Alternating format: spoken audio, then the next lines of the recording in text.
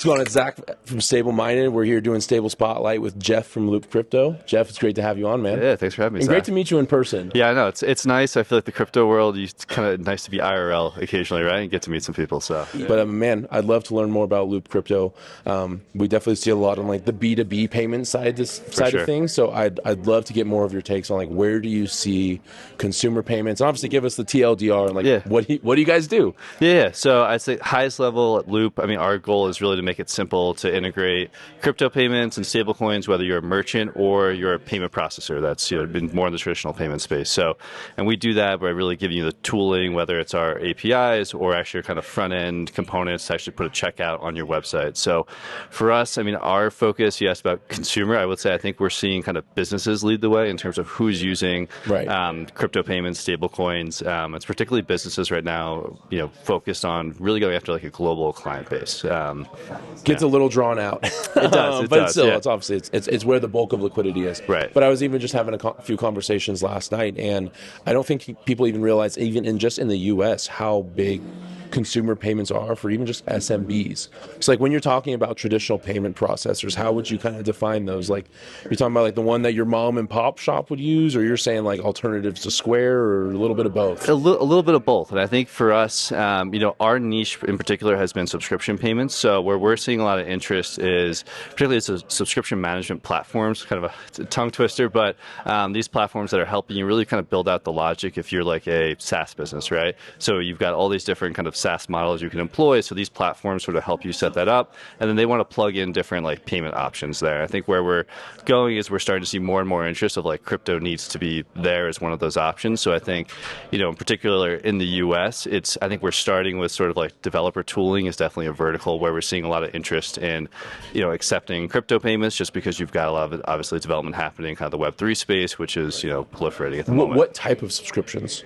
Like, are these like, is this like the crypto native that's going and subscribing to, I don't know, data research, articles? Or are you seeing like something that I've never even thought of? That's a good question. That's definitely a big category. So data analytics platforms. So I think where we're seeing it start is like, you've got all these traders, whether they're degen, a little bit more traditional, they're going to go buy a subscription for like a Kaido, who's one of our clients, nice. or so similar kind of model to that. Or you're going in building, you're trying to build an application on Solana, or I need to spin up some RPC nodes, so I need to go pay for Helios or another RPC provider. So they're like Helios is one of our clients, and so they're kind of like infrastructure and data analytics are two of the big verticals where we see a lot of adoption.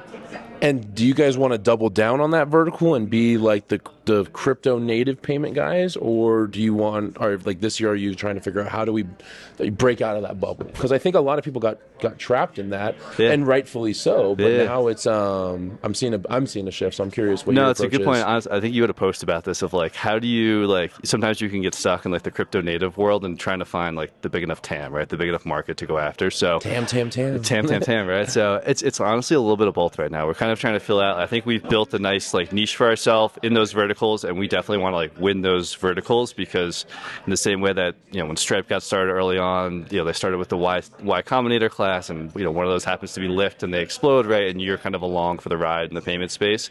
But at the same time, we see a big opportunity of like more Web2 companies are definitely becoming interested in crypto payments and what that opens up. And so that's where we see a lot of scale. Let's double click on that. Like when we say Web2 companies, there's so much. And like I've dabbled in the past with like merchant processing, and like for example, like car dealerships are a big one. Are you seeing more like interest on higher ticket items where it's somebody wants to go drop 20 grand on a Rolex, or like, so where do you see that? I love how Coinbase is approaching it with like basic things with buying coffee. So right. Like, how are you going about that? No, they're great. Yeah. So I mean, for us, kind of going back to the subscription space again. So we're seeing like cloud service providers is a big one, right? So it's somewhat like your AWS, your Google Cloud, Microsoft's cloud offering. Like I think you see companies like that, and also the resellers of these cloud services. So you have a company Anti-Metal who's has clients who are paying in stable coins, and so that's when I say kind of like Web 2. I would say it's sort of like Web 2, maybe big tech companies or cloud is where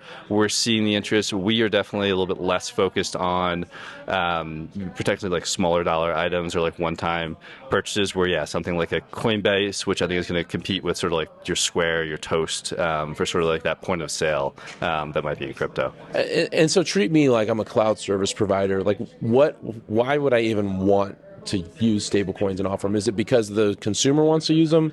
Are there certain protections for both of us? Yeah, it's a good question. So I would say, one is just opening up like the global market of payments, right? So if you're right now you're trying to, you've got a client in Singapore, you've got a client in Eastern Europe, they're all trying to pay you. There's different intermediaries you're going through to actually set up those services to actually get paid in a more traditional sense, right? So what's nice is you get potentially kind of one rail that you can facilitate all these payments on. And I would say it's interesting that there's definitely a cost savings element, but a lot of times that doesn't necessarily drive the narrative. And, it's the icing on the cake. It's the icing on the cake in a lot of ways. So it's more about like, does this actually open up like a new client base for me? Is it making it easier for me to get paid? And so it's, that interoperability I think is really a big driver. Yeah. Well, no, I think you brought up a good point too. Like, what type of companies are you able to approach? I think the narrative especially starts to shift, especially when you're approaching the crypto natives who they might have just received their seed round or their Series A round primarily in stable coins. Right. Now you're asking them to off-ramp, incur more fees there, time delays, just to go pay for the infrastructure that they need to build their product. Yeah, and I think that's where it feels like we're at this moment we're seeing a bit of convergence around like how do we just make it easier if you're already on chain to sort of do everything you need to do on chain, or to your point, if you are a early stage startup and your salaries are still in fiat, right, but you are serving a crypto native user base, you need to be able to like get off chain super easily. And so something we're thinking about is how do we make it simple if you are accepting crypto or stables to be able to quickly go off into fiat. If you do, that's important for you to stay liquid there. Awesome. And talk to me more about, if I remember right, so I assume Solana is your home.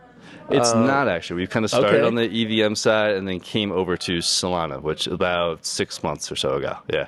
And what stablecoins would you see your most volume flowing through right now? I assume USDC. It's USDC. And I would say too, we're definitely more kind of a US bias. Just founding team is here. We sit in New York City. A little bit of USDT, but I'd say 80%, 85% plus is USDC at this point. Yeah. So paint a picture for me. Like, so let's say 3 to 5 years. Stablecoins are going more and more mainstream. Where do you see LoopCrypto fitting into this narrative, and where would you like to be? Because I think the conversation I see a lot in is there's where you have product market fit now, but it's not always where people want to be. Where would you want to be? Yeah, so I think for us, it's funny when you say startup 3 to 5 years feels like an eternity, but I would say for us, like we will be the toggle crypto option when you're going to pay for your subscription, right? And you might, so I think the same way you see all these applications, payment platforms, whether they're showcasing Stripe or not, sort of the powered by Stripe underneath the hood. I think that's kind of where you'll potentially see it. So I think where we started with the crypto native user base, and we're much more focused on how do we build front ends, making actually like these checkout experiences. I think we'll be much, we would like for to really hit scale, sort of be a lot more on the infrastructure side. That's like kind of powering a lot of these stablecoin payments. What about like even just in the next year? Do you have any hot take, any contrarian view? That's something you see on LinkedIn and you're like, no, that just doesn't sit right with me. I mean, I think we're way off. I think we're talking a lot about like stablecoin yield and sort of this idea that merchants are going to like one of the benefits is you're going to be able to like generate yield off the stablecoins. I think we're still ways away from that in terms of merchants being incentivized to get paid in stables to like earn the yield. To be honest, I think we're still at that point of like, what's the UX? Like, does it make sense for my customers? So I sometimes think we're getting a little like cart before the horse in terms of trying to get too sophisticated in some ways in terms of like what merchants are actually going to do on like the back end side with stables. But so on that note, you guys focus a lot on merchants. How are you thinking about the consumer user experience? Do you care about that at all? Because I think you might have even read it. I wrote an article about it one time where it's like there's the people building on one side or the other. Who's going to bridge the gap?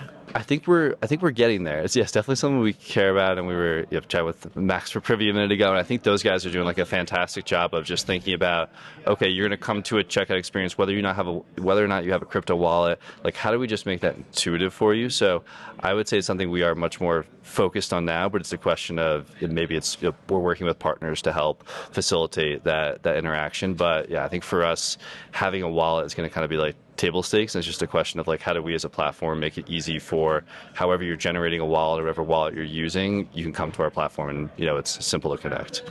Well, Jeff, I love this. I think the last thing I got is if somebody was watching this right now and they're wondering why should I reach out to you, Why are you at ETH Denver? What's on the radar right now? I mean, for us, I think we've been in the trenches of this for the last couple of years, and I think I've often said to people, like, we've been iterating on the product for a couple of years, and we really kind of in the weeds of what merchants need when it comes to sort of like thinking about stablecoins acceptance, and we've seen the good, the bad, and the ugly, I think, and it's, I feel like we're in a good place right now where there's a ton of interest, but yeah, no, I'm here to just kind of keep meeting more teams, and just, understand what their needs are in the payment space. I will say, I keep on hearing more and more. Me and Drew have run into random people on the plane, or I was in Phoenix the other day with some non-crypto crowds.